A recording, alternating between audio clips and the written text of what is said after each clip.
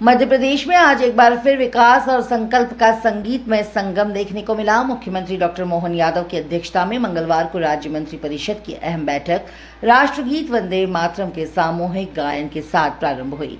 मंत्रालय सभाकक्ष में आयोजित इस बैठक में प्रदेश के विकास से जुड़े कई महत्वपूर्ण निर्णय लिए गए। इन्हीं बड़े फैसलों की जानकारी वरिष्ठ मंत्री कैलाश विजयवर्गीय ने पत्रकारों को दी। बैठक में बुनियादी ढांचे को मजबूत करने, कल्याणकारी योजनाओं की गति बढ़ाने और प्रदेश के सर्वांगीण विकास हेतु प्रभावी कदम उठाने पर सहमति बनी।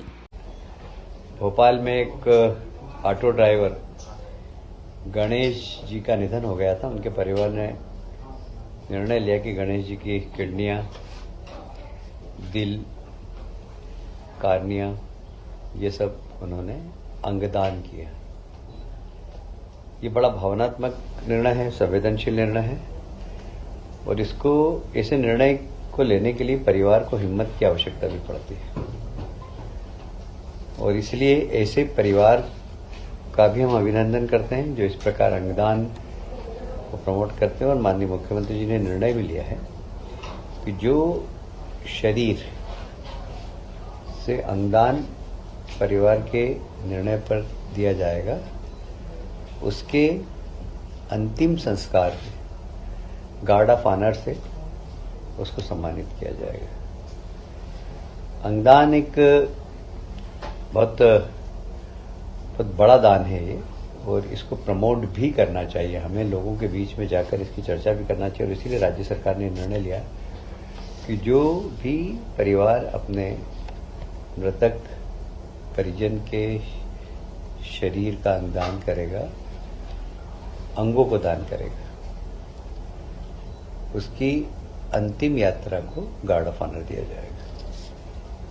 ये बड़ा अच्छा संवेदनशील और बहुत अच्छा मुद्दा है। भगवान बिरसा मुंडा की 150वीं जयंती वर्ष का समापन 15 नवंबर को होने जा रहा है और इसको हम पंचायत से लेकर राजधानी तक मनाने का निर्णय हम लोगों ने लिया है, क्योंकि भगवान का दर्जा मिलना है बहुत बड़ी बात है।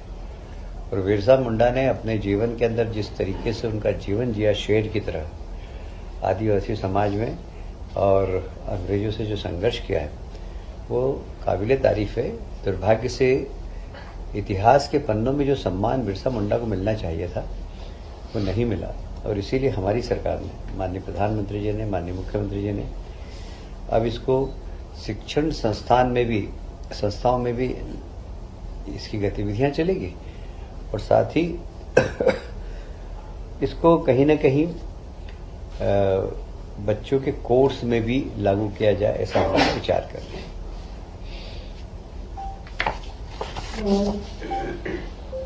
मध्य प्रदेश का स्थापना दिवस 1 नवंबर को है और 1 नवंबर को मुख्य कार्यक्रम रविंद्र भवन में होगा, जहां अभ्युदय मध्य प्रदेश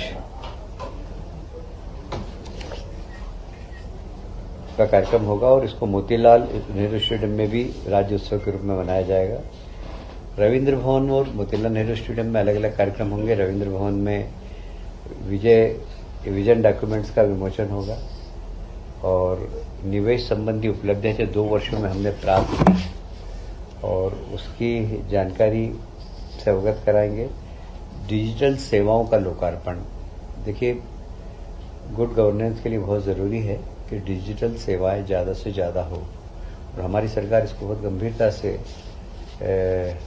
पालन कर रही है और हम डिजिटल सेवाओं का कार्यक्षेत्र बढ़ाते भी जा रहे हैं। रोजगार और कौशल विकास, किसी भी सरकार के लिए अपने प्रदेश के लोगों को रोजगार देना एक चुनौती है अभी और हमने इसको बहुत फोकस किया है, इन्वेस्टमेंट लाकर, उद्योग लगाकर और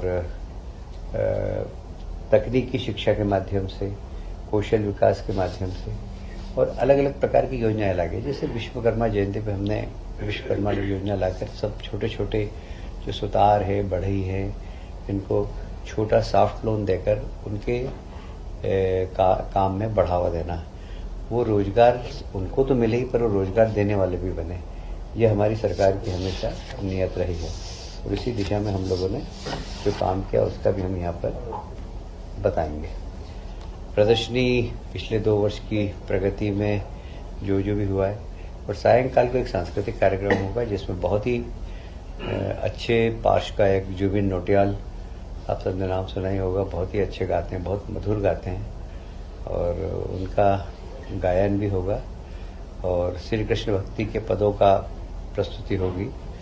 और 2 और 3 नवंबर को महानाट्य विक्रमादित्य की प्रस्तुति होगी।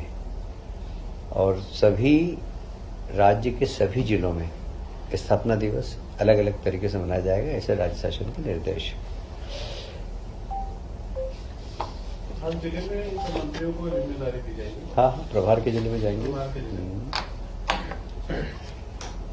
अच्छा, हमारे यहाँ आप जानते हैं कि पीवीटीजी जो हमारे ट्राइबल में भी अति पिछड़े ट्राइबल हैं, जो इसमें कि भारिया, बेगा, सहरिया ये लोग आते हैं, ये बहुत ही पिछड़े हैं। ये हमारे लगभग 24 जिलों के अंदर फैले हुए हैं। ये जो घर घर विद्युत देने की योजना थी हमारी, उसमें अभी भी इसके लगभग 18,833 घर छूट गए थे।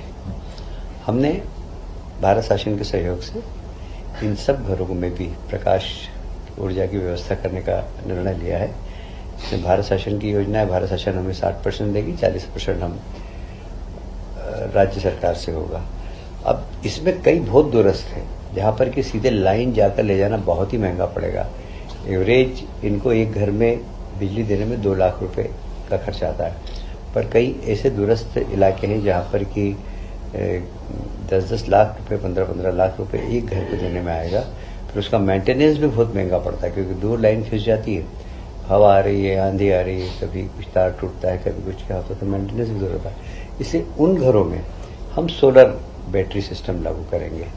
और सोलर बैटरी सिस्टम ऐसे हमने आइडेंटिफाई किए हैं, कुल 211 ऐसे दूरस्थ मकान हैं जो कि जहाँ पर कि ग्रिड से हम बिजली नहीं पहुँचा सकते, वहाँ हम सोलर लाइट लगाएंगे। इस प्रकार कुल 18,338 घरों के अंदर ये लाइट लगेगी। इसमें जैसा कि मैंने बताया आपको कि इसमें 60% भारत सरकार का है और 40% राज्य सरकार का है। खर्च लगभग कितना है? हाँ, खर्च लगभग 89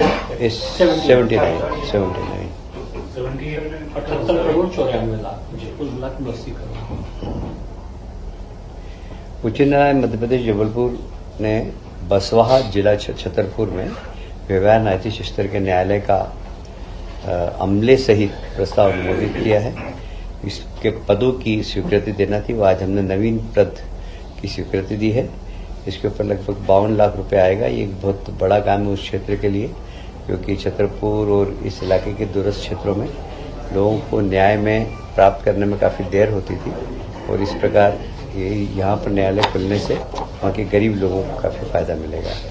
आज एक और बहुत महत्वपूर्ण निर्णय लिया है। आपने देखा होगा कि 132 kV की जो लाइन जाती है वो खेतों के ऊपर से जाती है, और खेतों में आपने देखा होगा कि हम बहुत ज़्यादा, किसान का उससे बहुत नुकसान होता था।